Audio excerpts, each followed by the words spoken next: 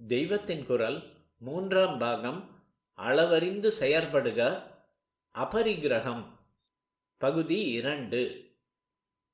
அபரிக்கிரகத்துக்கு எங்கேயோ போக வேண்டியதில்லை. 4-5 தலைமுறைக்கு முன்னால் எப்படி இருந்தார்கள் என்று பார்த்தால் போதும்.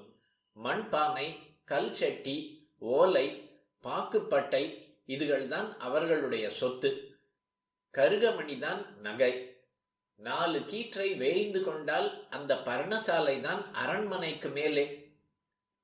அரண்மனைக்காரனான திலீபன் முதலான சக்கரவர்த்திகள் இப்படி பர்ணசாலைகளில் வசித்து வந்த வசிஷ்டர் முதலானவர்களின் காலில் தான் வந்து விழுந்தார்கள்.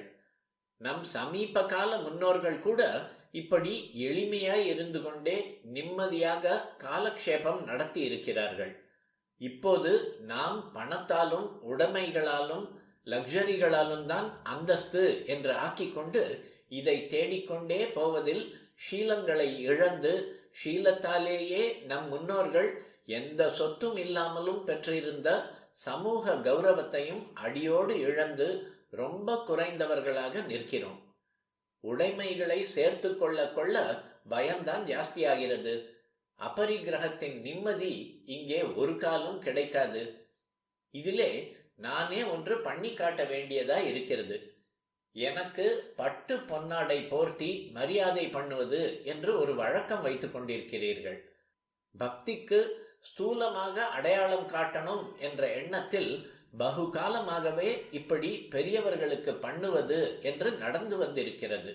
அதெல்லாம் தேசம் சுபிக்ஷமாக சமிருத்தியாக இருந்த காலம். பொன்னாடை மரியாதைக்கு பாத்திரமான அந்த கால பூர்வாச்சாரியார்களுக்கும் நிரம்ப யோகியதை இருந்தது. அதை பார்த்து நானும் இந்த ரேஷன் நாள் ஸ்கேர்சிட்டி காலத்தில் பொன்னாடை அலங்காரம் பண்ணி கொள்வது சரியே இல்லை. ரொம்ப நாளாக எனக்கு இந்த அபிப்பிராயம் இருந்த போதிலும் பிரியமாக மரியாதை பண்ணுகிறோம் என்று வருகிறவர்களை தடுத்தால் மனோ வியாக்குலப்படுவார்களே என்று பேசாமல் இருந்து வந்திருக்கிறேன்.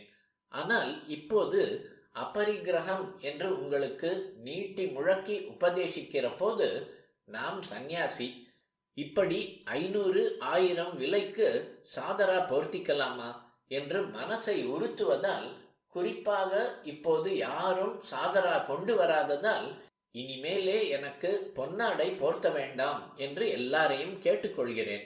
அபரிக்கிரகத்தில் எனக்கும் ஒன்று செய்யணும் என்ற ஆசை இருக்காதா? அதற்காக இதை ஆரம்பிக்கிறேன். ஒன்று ஞாபகம் வருகிறது. இங்கே ஸ்ரீமட்டத்தில் நாங்களும் வித்வான்கள் புலவர்களுக்கு பொன்னாடையோ சால்வையோ போர்த்தி சம்மானிப்பது என்று வழக்கம் இருக்கிறதல்லவா? அதன்படி ஊவே சுவாமிநாத ஐயர் அழைத்து கொண்டு வந்திருந்த ஒரு தமிழ் புலவருக்கு போர்த்துவதற்காக சால்வை கொண்டு வர சொல்லி சுவாமிநாத ஐயர் கையாலேயே அதை அவருக்கு போட சொன்னேன்.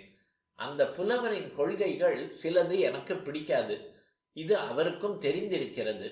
சுவாமிநாத ஐயர் தான் எங்கள் 2 பேருக்கும் இருக்கிற மனோ வித்தியாசத்தை போக்கணும் என்று அக்கறை எடுத்துக்கொண்டு 2 பக்கமும் பேசி அவரை அழைத்து கொண்டு வந்திருந்தார்.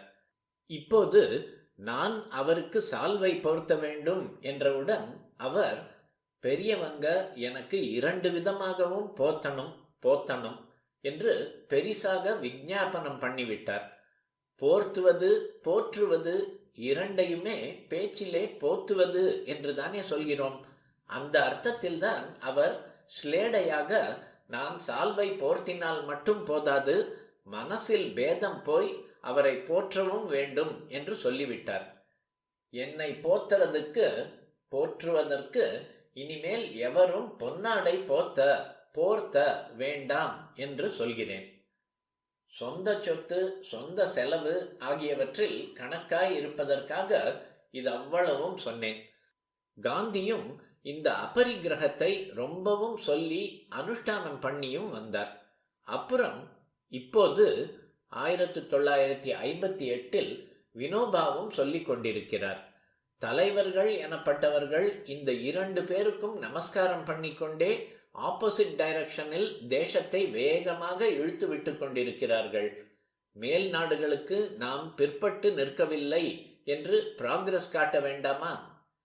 ராஜாங்கங்கள், அவற்றின் ஐடியாலஜிகள் எதுவும் சாஸ்வதம் இல்லை. சனாதன தர்மம்தான் சாஸ்வதம். சாஸ்வத சௌக்கியத்துக்கு வழிகாட்டுவதும் அதுதான். அதனால் அதை பார்த்து ஜனங்கள் வாழ்க்கையின் அம்சங்கள் எல்லாவற்றிலும் ஒரு அளவுக்கு கணக்குக்கு கட்டுப்பட்டு நடந்து கொண்டு இங்கே இந்த உலகத்திலேயே நிம்மதியும் அதோடு பாரமார்த்திகமான ஸ்ரேயஸும் அடைய வேண்டும். இதை பற்றி இன்னமும் பேசிக்கொண்டே போனால் நானே சொல்கிற மாதிரி அளவறிந்து நிறுத்திக் கொள்கிறேனோ என்று சந்தேகம் வந்துவிடும்.